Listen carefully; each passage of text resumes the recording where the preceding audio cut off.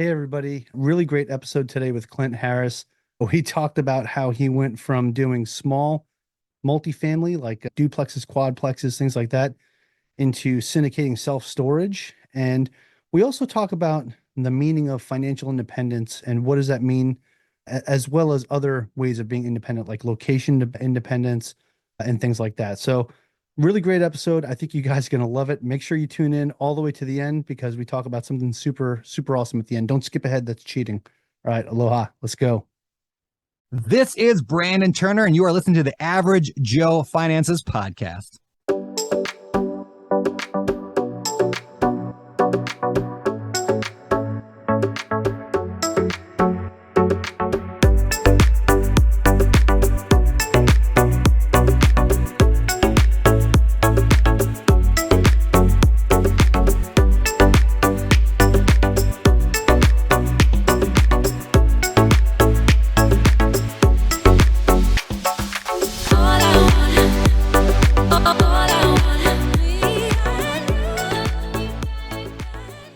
If you're watching this on YouTube, make sure you smash the like and subscribe buttons.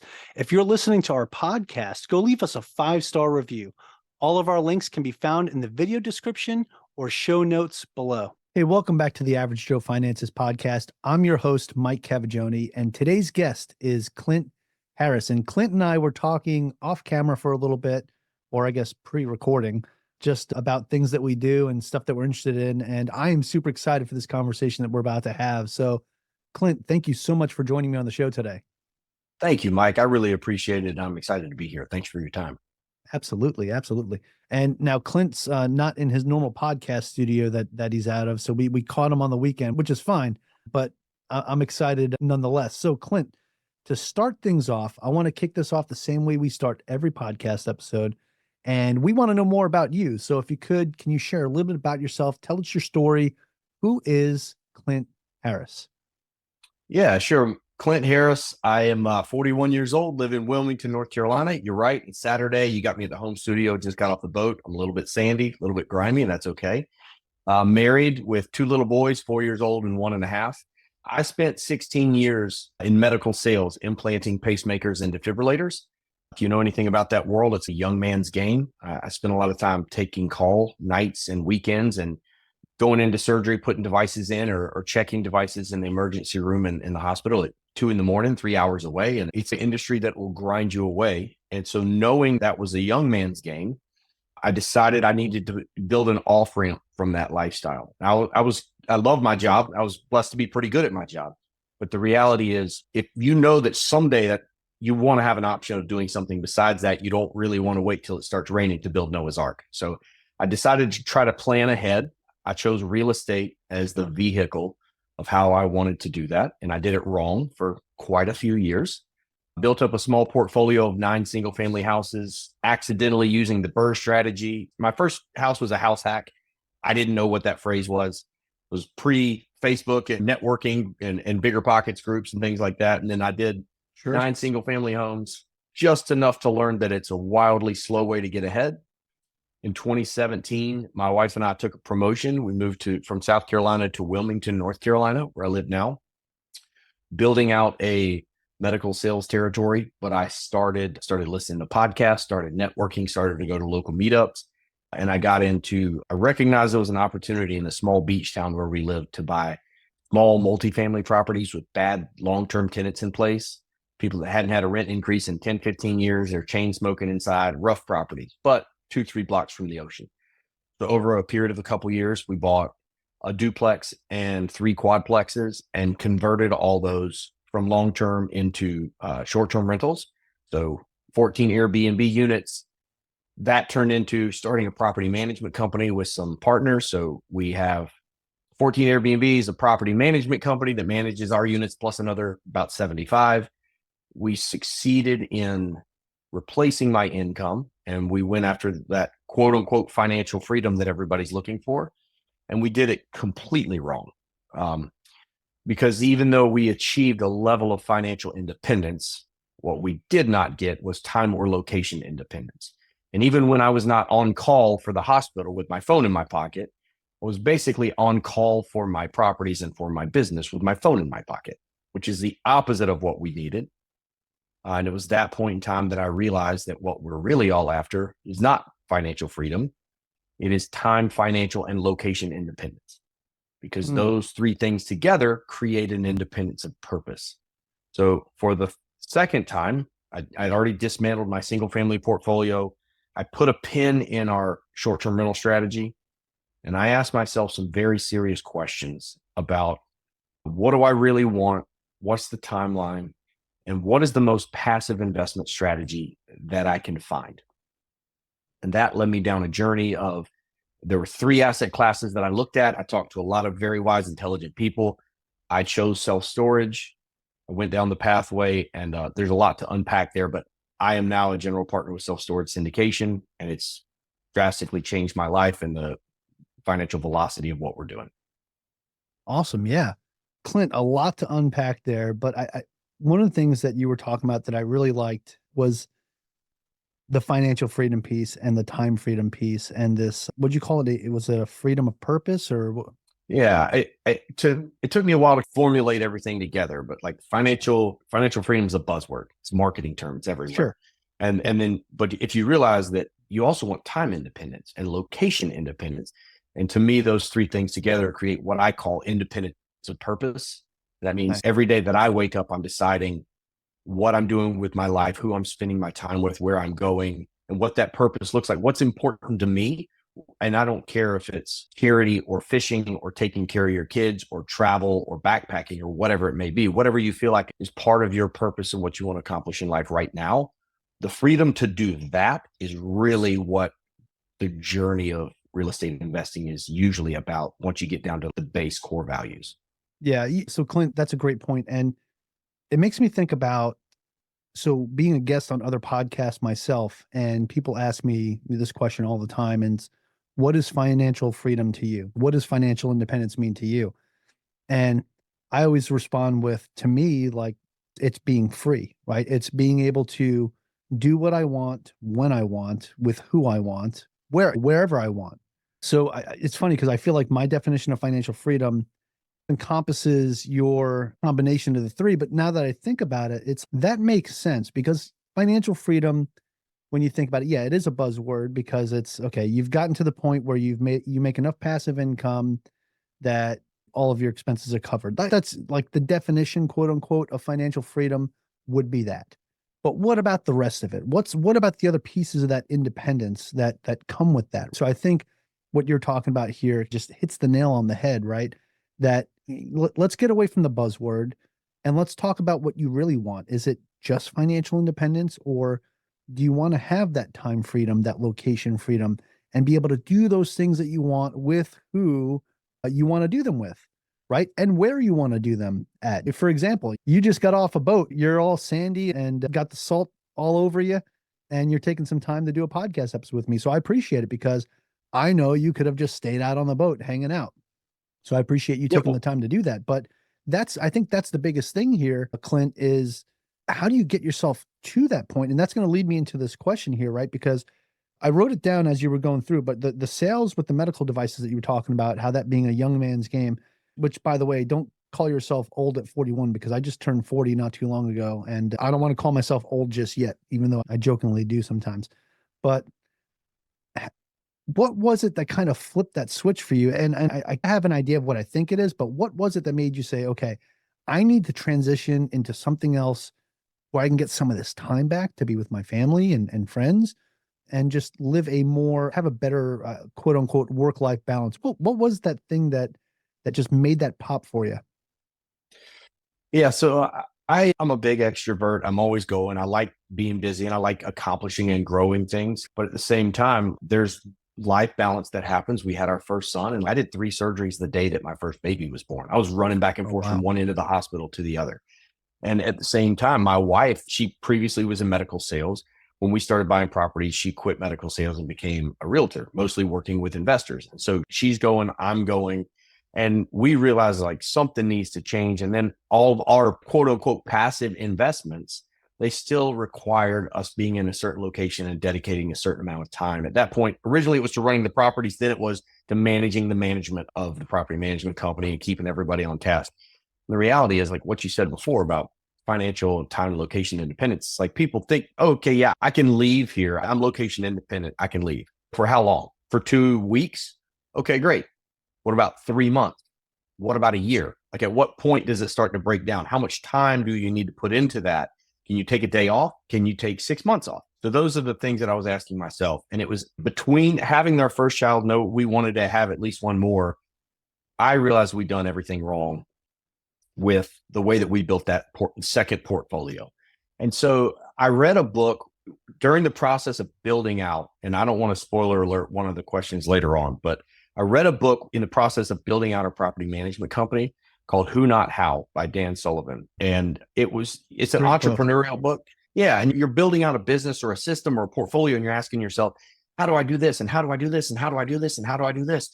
And the reality is, like, I spent 2 years building out this property management company. And the best it ever did was when I read that book and I realized that I had operators around me in our company that were better than I am. And I stepped back out of the way, and the company thrived and grew faster than it did when I was in the driver's seat. And I was like, wow, first of all, that's humbling, but okay, know thyself, right? Look at that.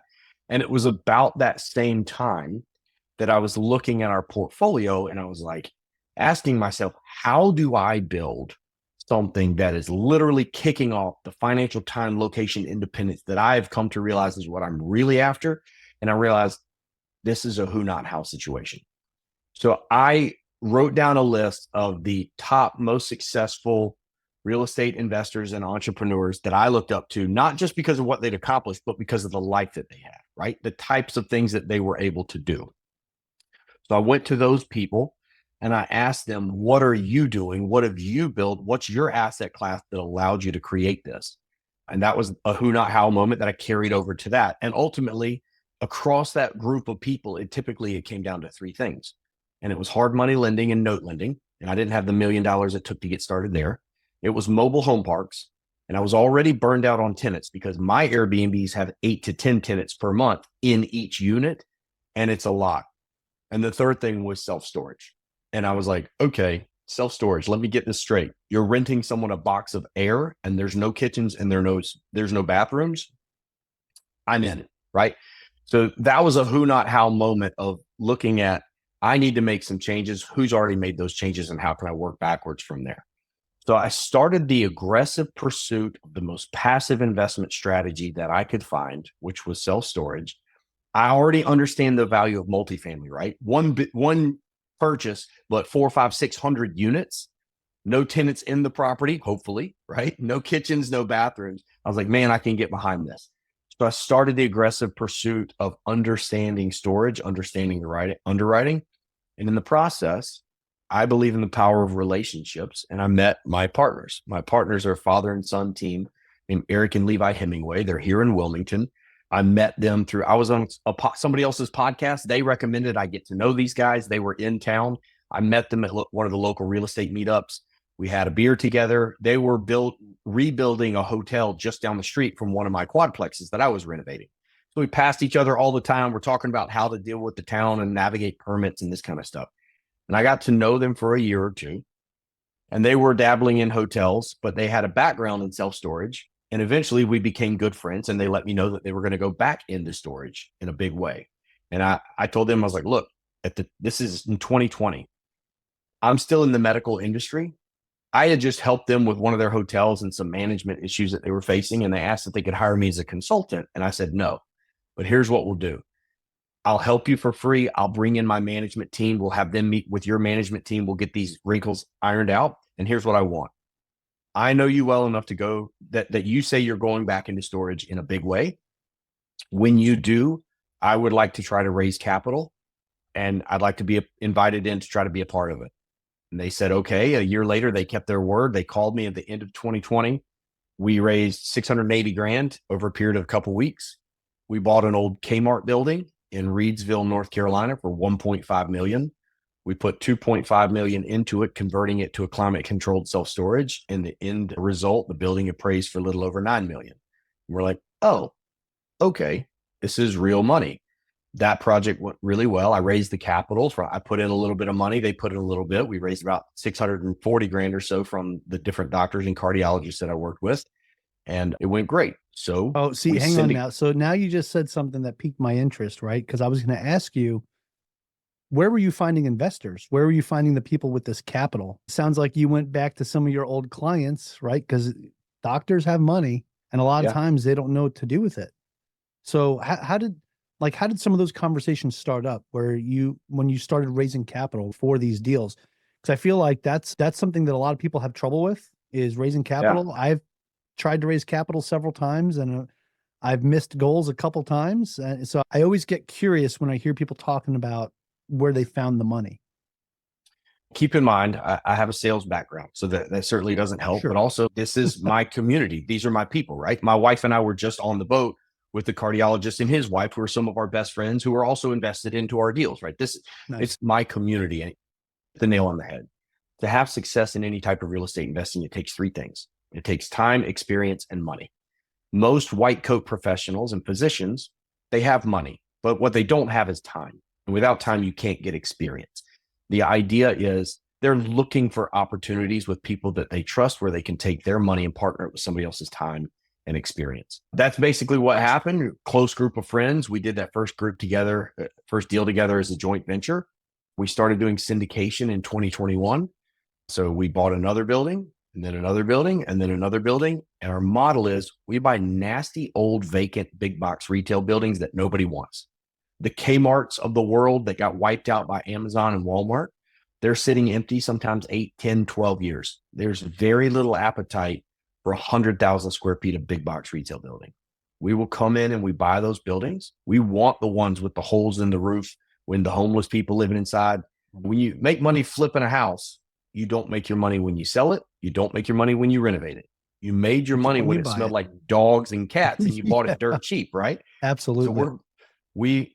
So over the last 3.5 years, we bought 2 Kmarts, 3 warehouses, 2 textile mills, a grocery store, a soda bottling facility.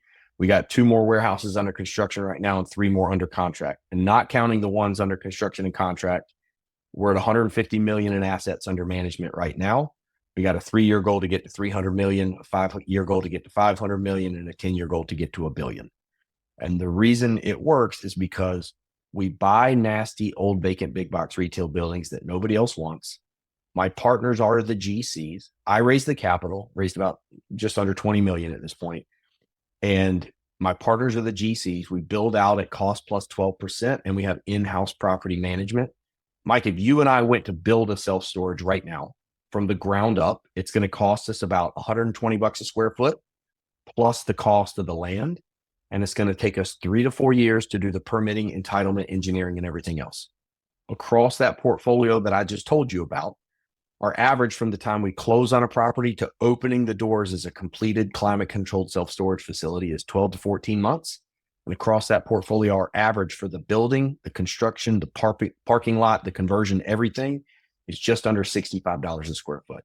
So it's about half the cost of construction, not including the land, because the land's already part of the deal. And it's about a third of the time. So Clint, what you're saying is, because we have an abandoned Kmart not too far from where I live out here in Hawaii, pretty big spot.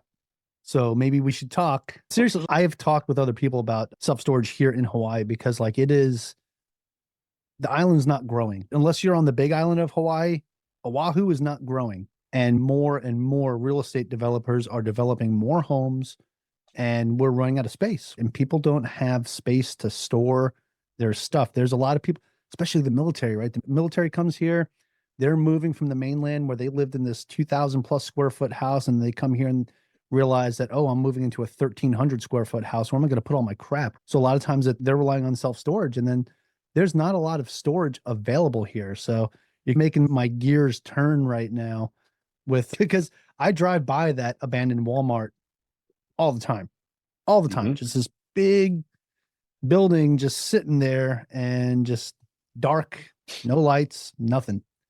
So, yeah. So let's unpack that a little bit. Sure. When I bring this up, there was 2,000 Kmarts at one point in time. They're all gone. There was 3 left when we bought our first one, and they all closed within the next 6 months. This is not rocket science, right? We call it adaptive reuse, but it's basically asset class conversion. we're not buying a building on a cap rate. We're buying a nasty building that nobody else wants. We're converting it to a different asset class, which changes the formula by which the asset is valued. Sure. And our average deal looks like we buy a building for 1.5 to 2 million. We put 2 to 3 million into it. And as a stabilized self-storage facility, it's appraising for 13 to 17 million. We're usually sitting at 35 to 38% loan to value, which means we can offer preferred return plus cash flow. And then we will do a cash out refinance to maybe 55 or 60% loan to value. It gives plenty of money to pay out all the investors. We try to double their money when you do it by way of refinance. It's non-taxable because there's no capital gain. There's plenty of money to pull money out for our group as well, which is Nomad Capital. And then we keep it. We all stay in together. We carry it forward. So the model is great. It makes sense because you get the buildings dirt cheap. But let's be very clear about something. There are some major pitfalls here. And frankly, the road to success with self-storage conversions is paved with the dust of the bones of people that thought they could pull it off. And we pick up projects from these people, right? Here's the reason it works for our group. It's full vertical integration, meaning we have an acquisition team that's looking at 50 to 70 properties a week to get down to 2 to 4 that we're going to underwrite, to get down to maybe 1 or 2 a month that we're going to send a letter of intent on, mostly off-market deals, some on-market, but off-market as well. We raise the capital in-house from our private pool of investors, and then we do construction in-house at cost plus 12%. This is the only thing we focus on. So if there's a change order, we're not losing 3 or 6 or 9 months dealing with the subs. This is all we do. We do one thing. We can pivot on a dime if we need to. And then we have in-house property and asset management at a combined 5%. All of those things are significantly below market rate, meaning we don't pay retail cost for the building, we don't pay retail for the construction, and we don't pay retail for the management. That's the reason we can land under $65 a square foot in that low loan to value. If you are just going out there as a retail investor and you're going to find a building, you're going to find a contractor, you're going to find a management team, you're going to have millions of dollars of outlay. Plus, the biggest concern is the interest reserves. Let's say, like for us, it takes 12 to 15 months to build a building out. For you, it's probably going to take 2.5 years. Yeah. You're paying on a loan that whole time. Mm-hmm. After that, it's done. It's worth a lot more, but it's empty. And so now you got to fill it up. The average self-storage facility is break even between 60 to 65% occupancy. Mm-hmm. Our break even point is 40% because of our low initial cost basis. So the model is we identify these small secondary and tertiary towns. For us, it's across the Southeast. You're not going to find me in like a Charlotte, North Carolina, but you'll find us 15 miles away in a Gastonia, whereas these urban areas are becoming more and more expensive. People are getting pushed out in these smaller secondary, tertiary markets. They're having massive growth. They're underserved for marketing, for multifamily housing. They're already underserved for storage. We want to slide into that market, grab the old building right in the middle of downtown, have it open 12 months later and full before a competitor can go find 5 to 7 acres and spend the 3-4 years to build it out. We make it look easy. Let me rephrase that. My partners make it look easy. They're doing the heavy lifting, right? The engineering, the construction, the development. I'm just talking to people about real estate and raising money. That's what I love doing anyway. It's what you and I do for fun. This is a Saturday. What are we doing here? Yeah. But that's what I do. They're the ones that make it look easy. But don't be, fooled by the fact that it's anytime you're doing a heavy value add, you buy an old mill, you're converting it to multifamily, you're doing what I used to do. The reason this strategy jumped off the page at me, what I was already doing. I was buying nasty multifamily and converting it to Airbnb. That 4X is the rent. Yeah. The same thing when you buy a nasty old Walmart or Kmart and you convert it to storage. Yeah, that's usually always the best way to get the return is you find something that's old and dilapidated and something no one else wants. Where they smell mold and decay, you smell money.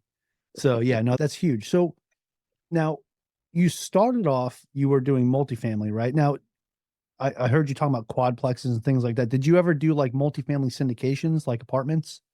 Never did. Okay, No, so I really like doing small multifamily right into the self-storage thing.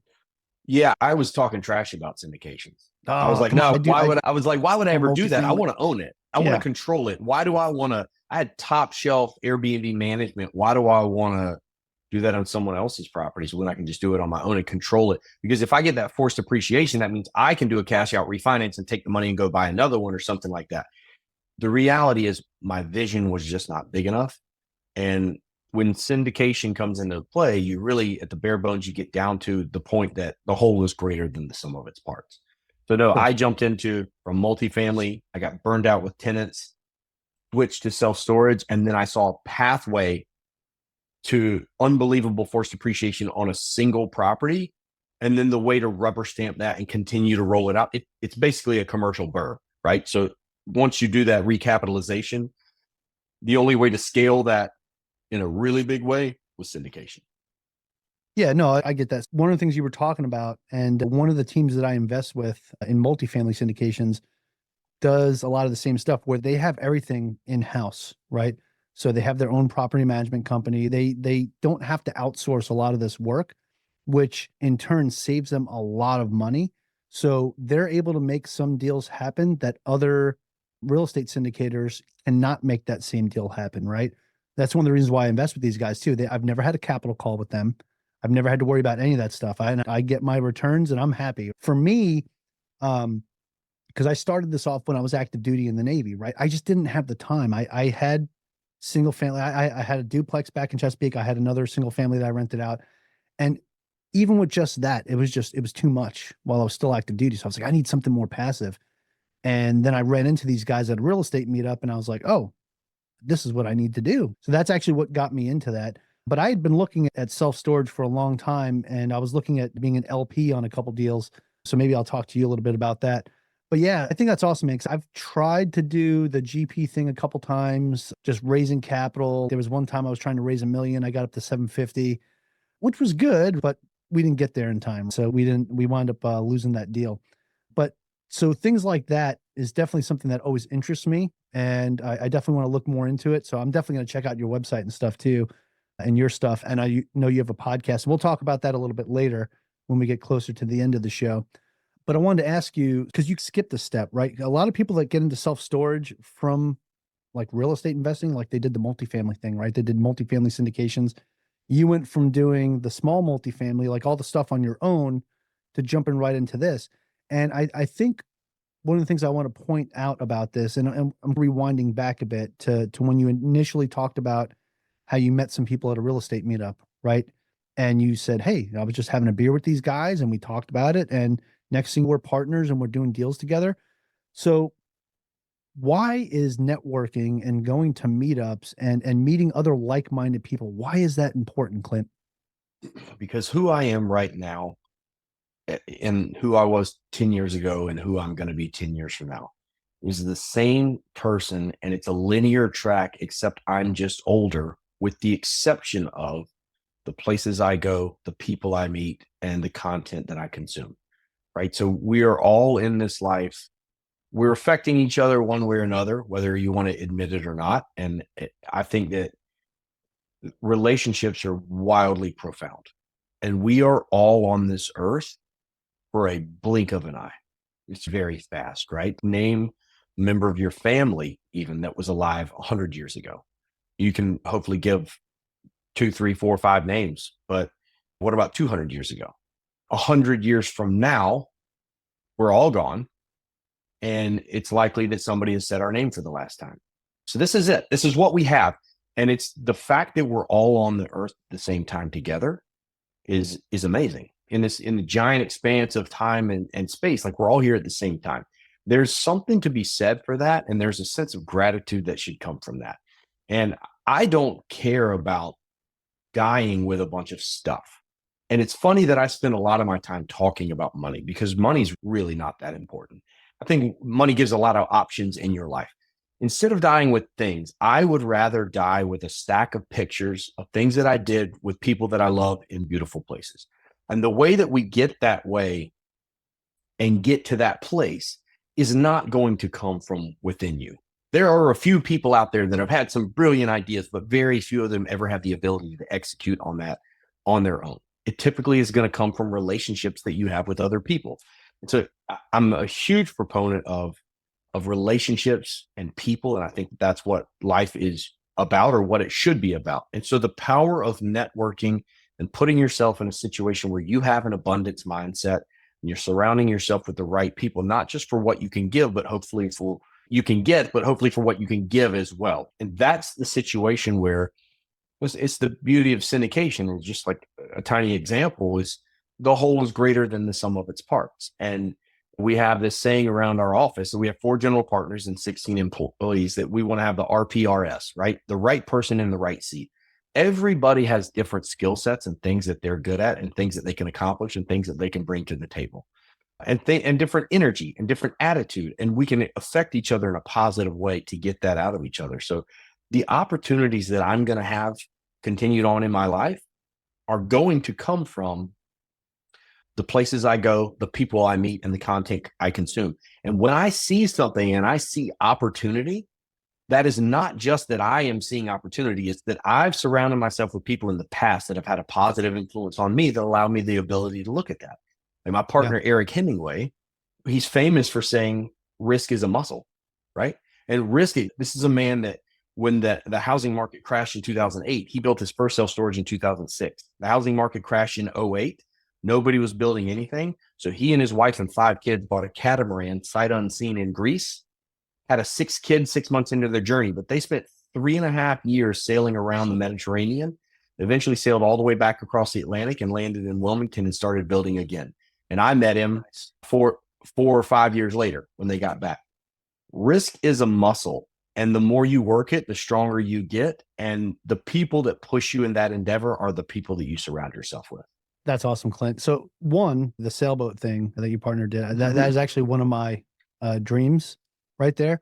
So when we first came to Hawaii, instead of buying a house, we almost bought a sailboat that was in New Zealand, and I was going to sail it up to Hawaii. And yeah, we wound up not doing that, but that has always been something that's been interesting to me. We're actually talking about getting a sailboat, just like a smaller one, just for the weekends or whatever. But yeah, that has actually always been one of those bucket list items for me, is to have a sailboat and just sail around, maybe around the world, maybe not, I don't know yet. After 20 years in the Navy, I love being on the water. I've always loved being on the water. I think that's awesome. But what you were talking about, Clint, was as I was sitting here listening, in my head, I'm thinking to myself, you're making a very valid point, maybe a little grim, but valid, about our mortality, about what do we have while we're here, and how will we be remembered, or will we even be remembered 100 years from now? So what is the point of amassing boatloads of money to do nothing with? And I think that kind of makes people think you need to change your focus from the financial independence piece to just being free, just being independent, right? That overall being able to spend more time doing the things that you want to do with the people you want to do them with and where you want to do them. I think that is so important. And I think you really brought it home with that, because I feel like a lot of times we'll get really focused on how do we keep, I want to keep building and growing. As a matter of fact, I had a conversation with my wife about this when we were out walking last night. So actually, I was telling you about that before we hit record. And one of the things, she asked me a question, and she's like, why are you like still trying to grow more stuff? Like, why do you keep trying to build and build? And I told her, I was like, I want to build like this legacy for our family and everything. And she's, when is enough going to be enough? When are you going to be at that point where you're happy with where you're at and you could just focus more on being with us? And I was like, oh my God, whoa. And I'm like, I'm at a good point right now where I don't need to really keep building. There's a couple more things I want to do, but maybe some of my dreams are a little too grandiose. Maybe I need to just step back and say, hey, I'm in a really good spot right now. I don't need to go crazy. And so, yeah, it got me thinking. And then what you just said is, oh my goodness. And look, one of the things that I love about hosting a podcast is I get to be a little selfish about this, right? I get to learn too. Having you come on the show and talk about your story and then share what you just shared, to me, is I'm writing this stuff down and I'm recording this. Obviously, I'm going to have this for myself as well, but for my listeners, wow, what a lesson to learn, right? That sometimes you just got to step back and say, what is it that you really want? What do you want that money for? That money is going to be a tool to give you that thing that you wanted, but the money is not the actual thing that you want. And I feel like a lot of times we got to take a step back and say, okay, I want this, and the money is just a means to an end to get there. And once you get there, do you really need to keep going crazy? So I think that's great, Clint. Yeah. Mike, I don't know. Yeah. Anything else on that? Maybe I'm just Yeah. going off my rocker here, but No, I really connected with that. And I'll say this, I'm guilty too. My wife and I have the same conversation Sure. a lot these days. Cause like we're in a season right now, we're grinding hard.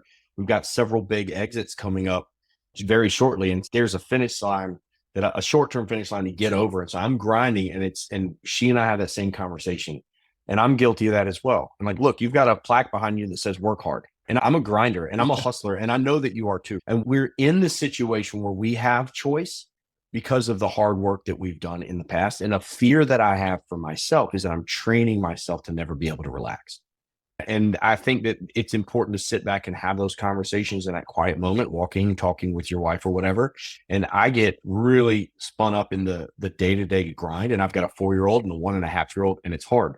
But the reality is, like any legacy I could leave for my family, if it was just money, then 3 or 4 generations down the line, their character is probably shot.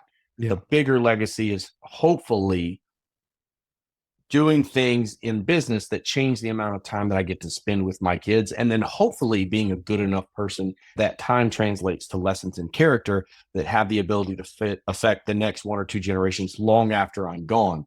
I think that has bigger implications on what kind of legacy we leave for our family than a trust fund or something like that. I'm not saying I'm right. I'm saying I'm guilty. And I do the same thing. So I think it's a battle that we need to fight. And it's a conversation we need to constantly have with ourselves and be really honest about. Yeah, absolutely. Absolutely. And that's why I was saying, I appreciate you bringing that up. And it brought me back to that conversation I was having last night. And we need to, figure out what's really important to us and focus on that, right? All the stuff in between is just a means to an end. But again, and I hate to think about my mortality, but you got to think about your mortality. We are only here for this finite time. Who knows what happens afterwards? Different people have different beliefs, but we'll see. But the time that we have here, we should spend it wisely and enjoy it. So yeah, no, I love that, Clint. So with that being said, I'd like to transition this into the final round. So I'm going to ask you the same 4 questions I ask everybody that come on the show. It gives us a good idea of how you are when being asked some tough questions, even though it's not that bad. But if you're ready to go, we'll get that party started. Sure. All right, let's do it. So Clint, the very first question of the final round is, what's the biggest mistake you've ever made when it comes to your finances or business life? I think the biggest mistake I probably made is like having a goal right in front of me of what I wanted to accomplish. Like when I was first started, it's like buying my first rental property. And the real big mistake I made was not thinking about the one after that. We get these goals in front of us, like, how do I accomplish this goal right now? How do I buy this multifamily property, this duplex? Or how, like, for me, it was like I bought a duplex, we house hacked it at the beach. And it's like, how do I buy this next quadplex? And the reality is, like, you can be in a situation where you can make it work and you can squeak to accomplish the next business goal. Or for me, usually it's buying a new property, a project I fall in love with. And I leverage myself to the point that getting into that property, and it has a cash on cash return of 6 years or something like that. And all the value that I'm creating is coming on the back end of this heavy value add. It completely stalls me out from being able to go on after the project after that. The most important thing is coming up with what's the 10-year goal, what's the 20-year goal, what's the freedom that I'm looking for, and working backwards from that. And usually realizing that, okay, I really want this property, but how does it affect the goal? Because the reality is, if I get this one, I probably can't get another one for 3 or 4 years. And that throws off my whole trajectory. So the biggest mistake I made was with my first property was not thinking about the one after that and how I was going to be able to hit that and continue to scale, because I just wanted to get started.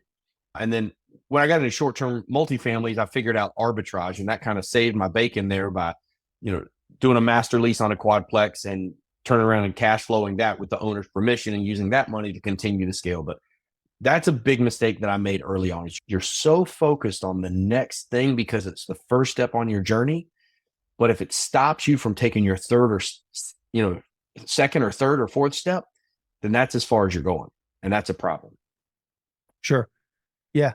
No, absolutely love that. So Clint, this next question is going to tie into that. And I love the realness of your answers, because I think a lot of people can really resonate with these, right? But what is something that you learned that you wish you knew when you first started out?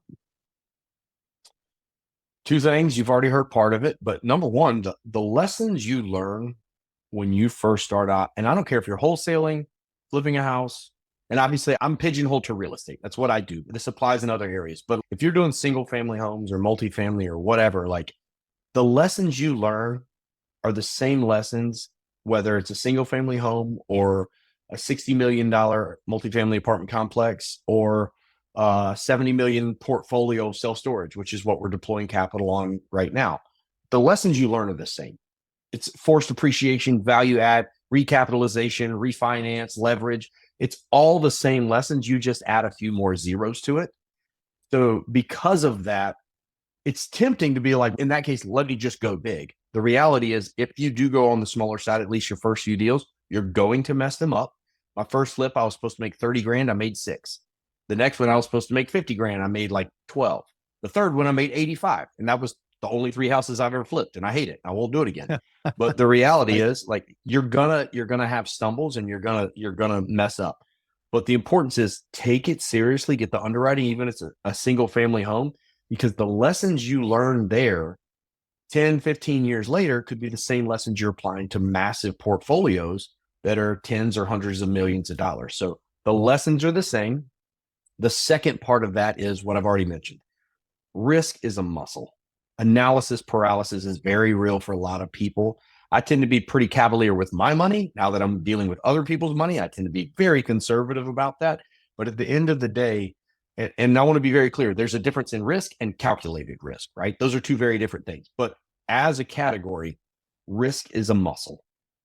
Put yourself in a position where you are willing to risk that muscle, take risk and build that muscle up so that when you have opportunity arise in the future, you have the fortitude to go after it because you've been training yourself for that moment. Wow. I love that. If you want growth in any muscle, you have to work it. So I think looking at risk as a muscle and building up that tolerance, building up your risk tolerance, which is AKA working that muscle, will pay off in dividends in the long run. I think that's huge. Okay, right on. So Clint, the next question is, do you have any tips or tricks that you would recommend to someone that is just getting started out today? Yeah, the number one thing is you're going to ask yourself, like, I'm going to talk about real estate because that's what I do. But like within real estate, there's so many different things that you can do. So at first, if you don't know which direction you're going in, that's ambiguity. Ambiguity is fine. That just implies a lack of knowledge. And lack of knowledge just implies that you need education, and education is free. So the number one thing I would say is use your windshield time, podcasts, educate. I don't know if you've heard about the law of 100 hours. If you spend 100 hours studying something, you will know more than 99% of the population on that topic. 100 hours in a year is 18 minutes a day. So look at your commute. If you have a commute, if there and back is 9 minutes one way and 9 minutes the other, you're there. If it's 30 minutes, then obviously, like, you could have a master's degree. But my point is, think about the amount of time that you're spending with your butt in the seat and your hands on the steering wheel. That is time that you could be investing into yourself. So I think that's something that's really important. And then beyond that, I've never said it this way before. It just popped in my head. It's probably going to sound stupid, but like, you have the opportunity to time travel with what you're trying to accomplish. Like for me, I was like, multifamily short-term rentals is not the way because it's so time consuming. So I can see my goal and where I want to go. How do I get there? And I found people that had already done it. And I put together tactful questions about those different things, about those asset classes, why it worked for them when it failed for other people. And I went to those people and they were willing to give me their condensed life experience to help me work backwards and speed up the 3, 5, 7 years it would have taken me to learn about, okay, sometimes what you want to learn is why you don't want to do something, right? I don't want to do this and I don't want to do this. What I do want to do is self-storage and who, not how, right? Dan Sullivan. Who do I know that can teach me what I need instead of asking myself, how do I do all these things and learn? If you find that person willing to give you that experience that they have, you can skip years down the road. And that's after you figured out what you want to do, find out somebody doing it farther than you, and you can skip ahead. And another trick that you and I know that a lot of your listeners don't, and I know we're probably getting close on time, podcasts. I'm not a good podcast host. My co-host is great at it. I'm trying to get better. But the reality is I interviewed somebody recently that had built 2 companies up to $500 million and sold them off one after the other. Like, this man's a billionaire. He's brilliant, unbelievable ethics, strong man that believes in people, and is very empowering. There's no chance that I could ask that guy to lunch and he's going to sit down and spend an hour of lunch with me to teach me. But because I give him a platform on a podcast, he is willing to sit down and pour out 30 years of experience and lay out his condensed life experience in a way that I can metabolize and I can ask any question that I want. That is a superpower in terms of being able to educate yourself. So I'll just leave that out there. Yeah, absolutely. One of the reasons why I started a podcast, that yes, I wanted to put some information out there for everyone else and help them out. But at the same time, again, the selfish piece of that is me being able to learn more. So yeah, being able to consume this content, but also be a part of creating it and learning in that creation process has been huge for me, right? I really love that you pointed that out, Clint. With that being said, I have the final question in the final round, and I will preface this with, besides your own, do you have a favorite business, investing, or real estate related book or podcast or both? And we will also exclude Who Not How. So you got to give me something new. Yeah. I knew you were going to do that. Dang it. Stole my thunder. Yeah, obviously that's a book that I highly recommend and anybody should read it, especially if you're taking an entrepreneurial journey. Inside of that, the most important thing, if you are adding scale to anything that you are doing and taking it to the next level, is a combination of the people around you and the systems under which you operate. And the book Traction is something that everyone in our company has read. Every new hire has to read it. We operate under the entrepreneurial operating system. It's got this visual concept of, you've got a jar and you've got sand and pebbles and big rocks. And if you put the sand in first and then the pebbles, you can't fit the big rocks in, right? You have to put the big rocks in first and then the pebbles and then the sand, and it'll all sit down and fit into the jar. Making sure that you prioritize what's important for the health and wealth of your business and your culture. That's a very small part of it, but I would have to say that book, if once you figure out what you want to do, Who Not How can help you in terms of how you lay it out, but your systems and operations is going to determine the magnitude of your success. And for that, I highly recommend the book Traction. Yeah. And Traction also talks about getting the right people in the right place. So it's right. It's a great book to go right after Who Not How. Like, if you read them in succession, it'll definitely set you up to run your business the right way. So no, great recommendations. So with that being said, the final round is over. But Clint, I want to ask you now, and this is the most important question I'm going to ask you for this entire podcast episode, because people were listening and saying, oh man, I really what Clint was saying. I can really resonate with a lot of the stuff that he's putting out. And I want to learn more. And maybe I want to learn more about self-storage, or maybe I want to listen to his podcast and find out more about the people that he brings on. So if you could, can you share with us where people can find you, your social media, anything like that? And where can we listen to your podcast? And what's the name of your podcast? Share that with everybody, please. Yeah. Thank you for the opportunity. Yeah. My podcast is called Truly Passive Income. Full disclosure, there is no such thing as truly passive income, but it also it's I know, spoiler alert. Look, even if it just takes a little bit of underwriting on the operators, it's important to do. But Truly Passive Income is my podcast, along with my co-host Neil Henderson. And then Nomad Capital, if you want to hear about our story or what we've been up to, hear more about the sailing journey that my partner and his family took, it's nomadcapital.us. I spend all day talking to investors, and I'm happy to do that, not just for if they have interest in our deals, but any way that I can help. You can email me, clint@nomadcapital.us, or you can find me on Facebook or LinkedIn, Clint Harris, Nomad Capital. Awesome. So I will have those links in the show notes to make it easy for all my listeners to click and copy and paste and click away. But you guys know the deal. Please don't do it if you're driving right now. All right, Clint, thanks so much, man. This has been awesome. I do want to close things out with asking if you have any final thoughts for our listeners. Oh man, I would say this: if you've made it this far in this podcast, number one, I'm proud of you because there's nobody that can make you do this. And number two, keep it up, because I think what you'll find is that as you go down this journey, you feel like you push and push. And sometimes it's really hard to see the next step until when things really break loose for you, when something really big happens. A lot of times it seems so far away, and it can happen a lot faster than you think. and it feels so monotonous and you've been grinding so hard that it's easy to get discouraged, especially when other people in your life don't understand that. But if you made it this far in this podcast, please keep going. Listen to more of this one, listen to more of the other ones, and just put all that together. It's going to be a combination of all of those things, along with your drive and determination and vision for a better life that's different than just trading time for money and paying for somebody else's days off. I would just say keep going, because a lot of times when it breaks free, it's a lot closer and happens a lot faster than you think it's going to. Yeah, I love that. I love that. Keeping with that mortality mindset.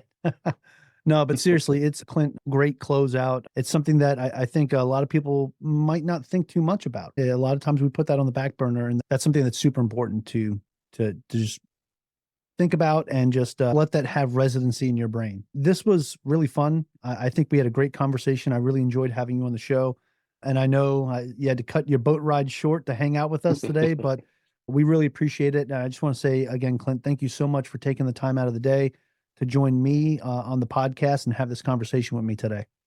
That sounds great. Thanks, Mike. I really appreciate your time and appreciate what you're doing. Absolutely. Awesome. And hey, I also want to thank all of my listeners. I want to thank you all so much for joining me and our special guest, Clint Harris, on the Average Joe Finances podcast. If you liked what you heard today with Clint, go leave us a 5-star review and tell us what you liked about this episode. Aloha from Hawaii, and have a great rest of your day.